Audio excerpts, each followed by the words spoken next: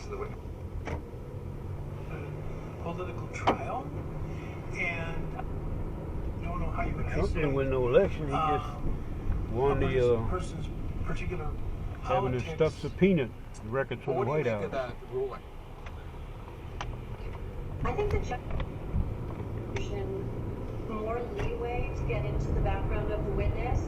Although it's an eyewitness, a factual witness, what people do for a living, where they come from, what their beliefs are, it's all important to what people are delivering in the courtroom as far as their testimony goes. And if there was any possibility whatsoever that this particular eyewitness had a bias and chose to come into court and interpret what he saw on a bias, I think that any side exploring a witness should have the opportunity to do that. I think the judge went too far in limiting it. It would not have been harmful. It wouldn't have slowed down the trial. It wouldn't have gotten into areas that were impermissible. It was something that is brought out. It is something that's brought out in almost every witness. What do you do for a living? What's your background? What's your position on this? It was relevant in this case because there were social media postings.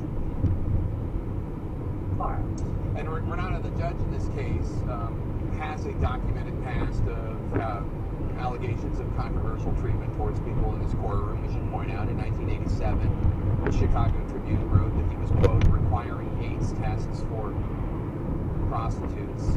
Just this year, the court called a public shaming of a woman convicted of their store. The judge had ordered her to, quote, into the service desk that she is on supervision for retail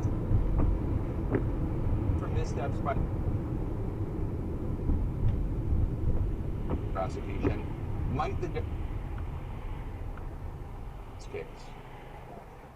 I think it's fair to say that the judge has a reputation for being an aggressive judge in the courtroom, and a difficult judge in the courtroom. Certainly there's been some decisions he's made that are questionable.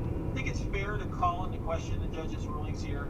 I will say, as an experienced criminal trial lawyer, that when the prosecution, I can't believe as long as this street's been here that they can never do anything at this intersection. As a fair trial. Moment Tuesday, when the defense questioned the third man who was shot by Rittenhouse who survived, Gage Grosskreutz. Take a look. When you were standing 35 feet from it, you're on Sylvania. I was pissing my pants. Right? Yeah, tighten it up. I didn't spill all of this. It was left.